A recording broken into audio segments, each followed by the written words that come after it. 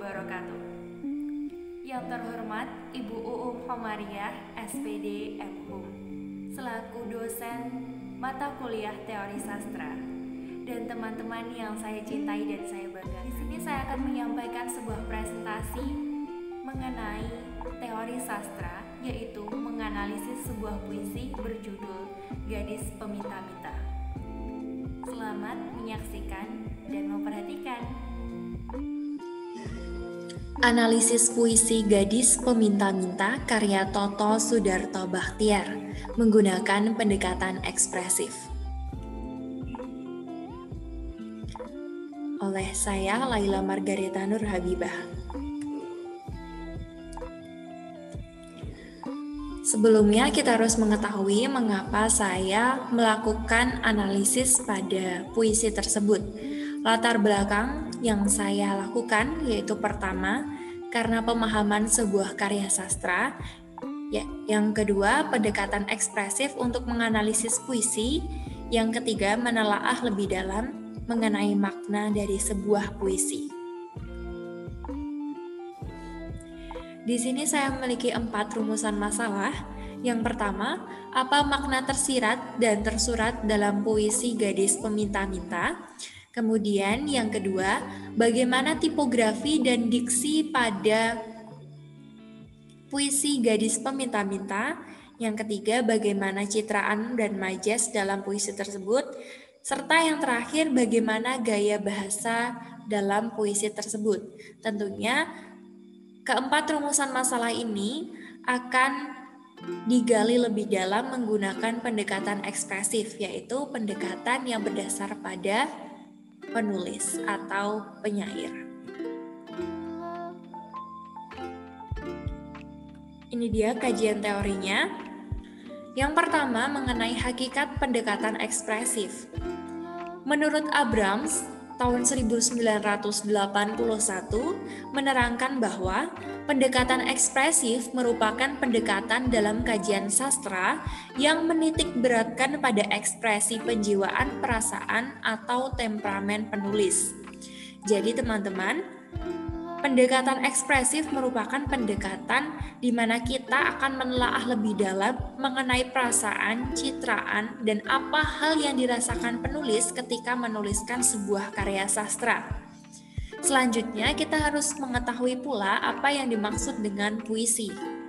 Puisi merupakan salah satu karya sastra yang memiliki unsur kebahasaan yang apik, dipadatkan, berbelit, berirama, dengan pemilihan diksi yang memiliki arti dilebihkan atau dikurangkan dengan keestetikannya. Selanjutnya ada unsur-unsur puisi. Di sini saya mengambil beberapa unsur yang ada dalam puisi Gadis Peminta-Minta. Dan yang akan saya teliti yaitu yang pertama, ada unsur wujud berupa diksi tentang penggunaan kata atau bahasa yang ada dalam puisi. Yang kedua, ada majas dan gaya bahasa, yakni penggunaan bahasa-bahasa yang apik dan estetik. Dan yang ketiga, ada citraan dan tipografi, yakni mengenai sebuah penggambaran serta kepenulisan dari sang penyair terhadap puisinya. Serta ada 2 wujud hakiki atau unsur hakiki, yaitu tema dan amanat. Berikut adalah puisi Gadis Peminta-Minta karya Toto Sudarto Bachtiar. Kita masuk dalam analisis, yaitu analisis puisi, unsur ragawi atau bentuk. Yang pertama ada diksi. Diksi yang digunakan tergolong lugas dan mudah untuk dimengerti, namun syarat akan makna.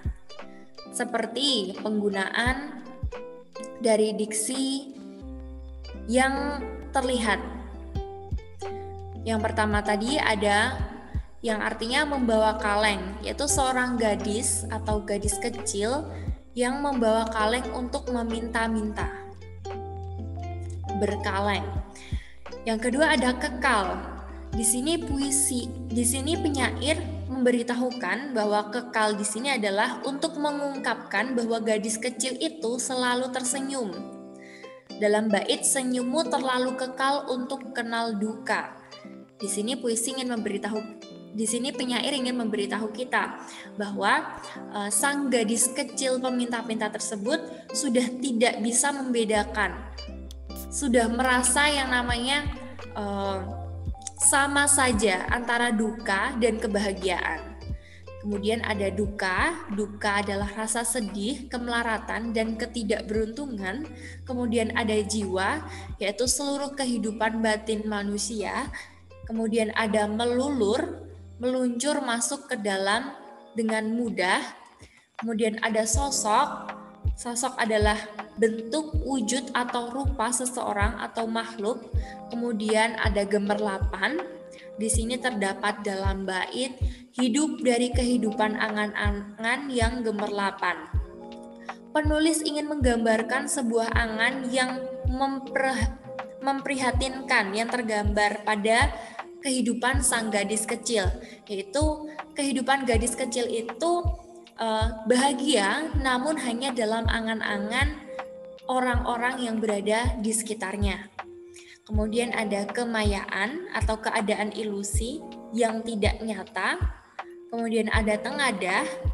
Di sini artinya menengadah, berpangku tangan, bahwa si gadis kecil tersebut yang di situ bertemu dengan penulis menengadahkan tangannya untuk meminta belas kasihan.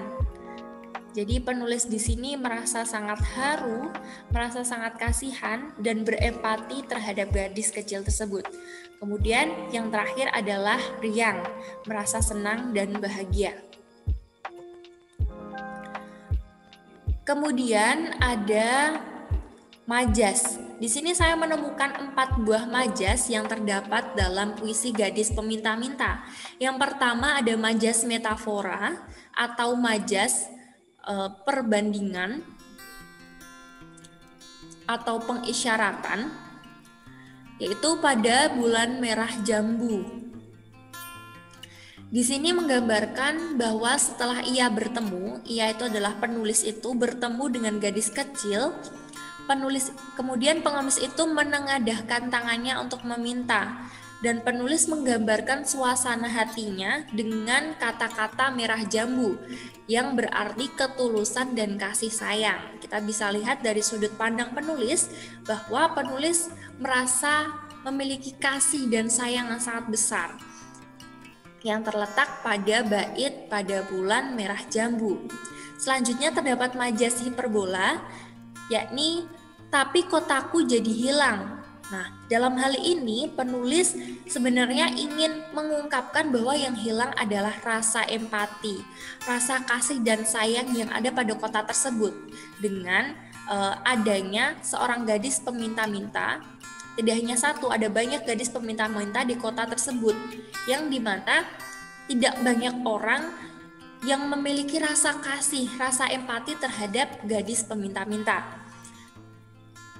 Sehingga majas yang ada pada bait ini dilebih-lebihkan, yaitu kotanya menjadi hilang. Selanjutnya ada simile atau perbandingan, yaitu dunia dari gadis kecil dibandingkan dengan menara katedral. Dalam bait, duniamu yang lebih tinggi dari menara katedral.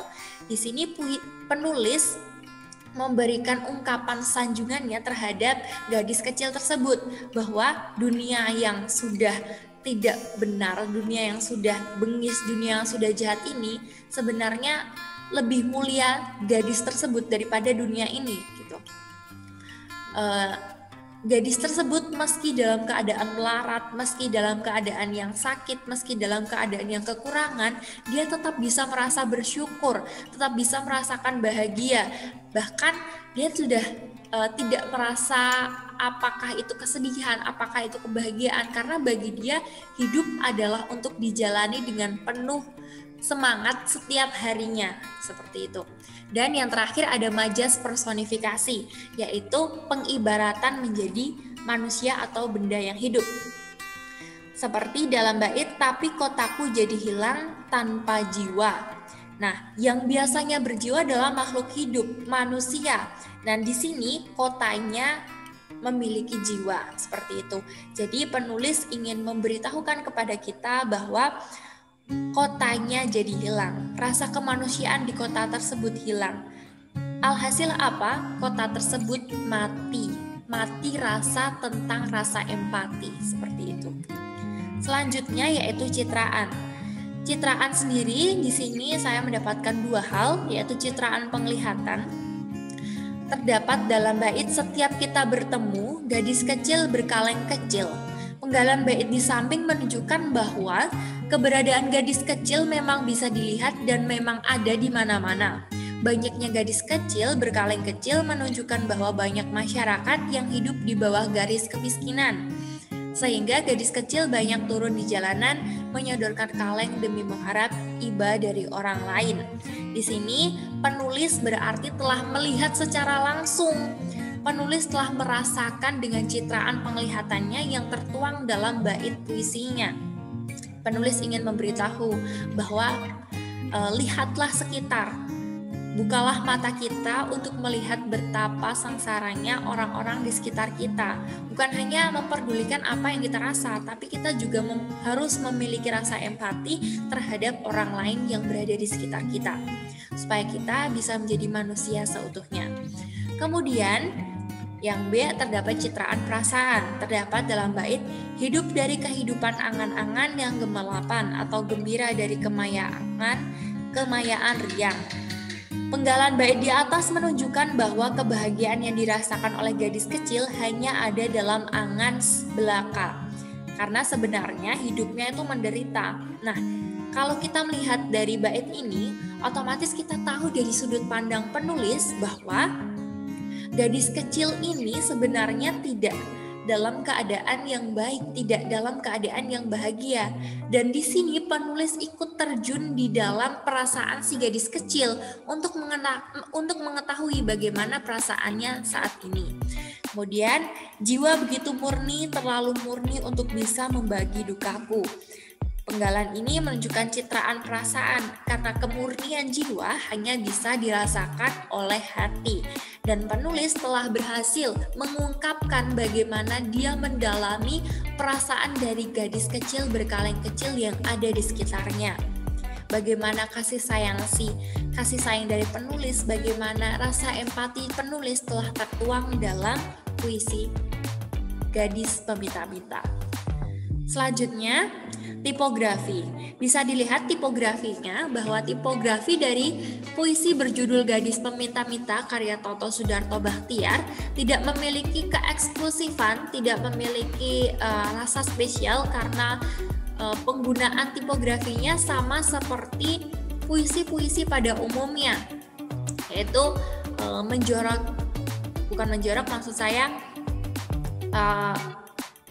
mepet atau di kiri, sebelah kiri, kemudian ke kanan. Tidak ada seperti puisi Sih Kawinka yang berbentuk zigzag dan lain sebagainya. Tipografi dari puisi ini cenderung normal dan seperti biasa. Selanjutnya, hakikat puisi dari unsur jiwani. Yang pertama ada tema.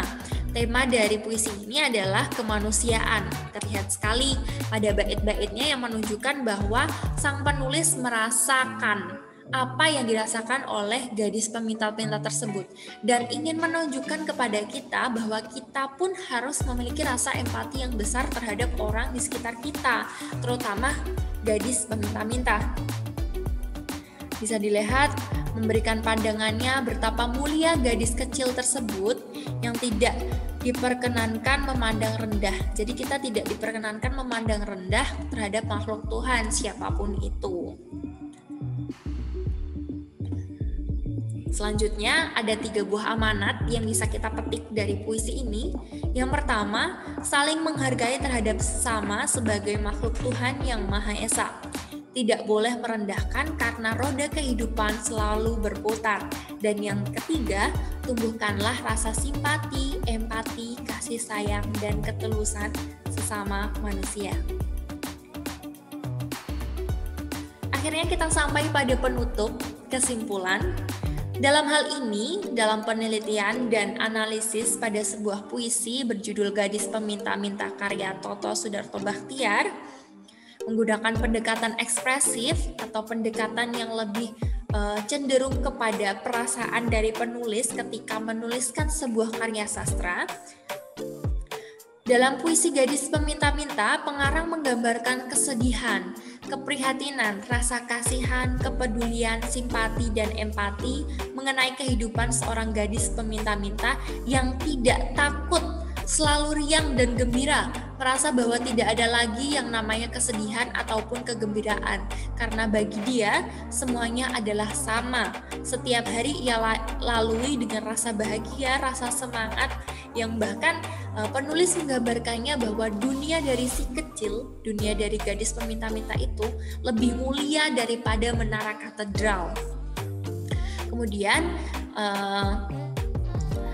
Toto Sudarto Bachtiar tergambarkan sosoknya dalam puisi ini yang sedih karena keadaan di sekitarnya yang sangat memprihatinkan. Namun tidak banyak dari orang yang memiliki perasaan sama sepertinya, tidak memiliki kepedulian terhadap anak-anak yang kurang mampu, terhadap gadis peminta-minta, atau anak lain yang memiliki nasib serupa. Dengan demikian, Toto Sudarto Bachtiar mampu melihat kesedihan, kepedulian, dan memiliki perenungan mendalam terhadap keadaan sekitar sehingga menempatkan penulis pada sifat melankolisnya. Baik, sekian presentasi dari saya. Hal yang dapat kita ambil dari puisi tersebut dari analisis menggunakan pendekatan ekspresif adalah di mana kita mampu mengilhami, mampu menelaah lebih dalam apa yang dirasakan penulis ketika ia menuliskan puisi tersebut. Jadi kita tidak hanya membaca puisi lintas lalu, tapi kita mampu mendalaminya secara lebih detail, lebih dalam, dan mengambil makna tersurat maupun tersirat dalam sebuah puisi, sehingga kita mampu menjadi manusia yang dapat mengambil hikmah dari sebuah peristiwa.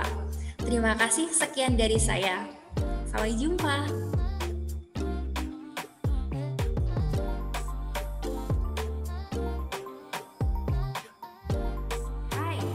Bagaimana dengan presentasi yang telah saya sampaikan tadi? Semoga bermanfaat ya untuk teman-teman semuanya. Setelah ini kita bisa melanjutkan dengan sesi diskusi. Sekian dari saya, wabillahi taufik walhidayah. Burung dara, burung merpati, cukup sekian, terima kasih. Wassalamualaikum warahmatullahi wabarakatuh.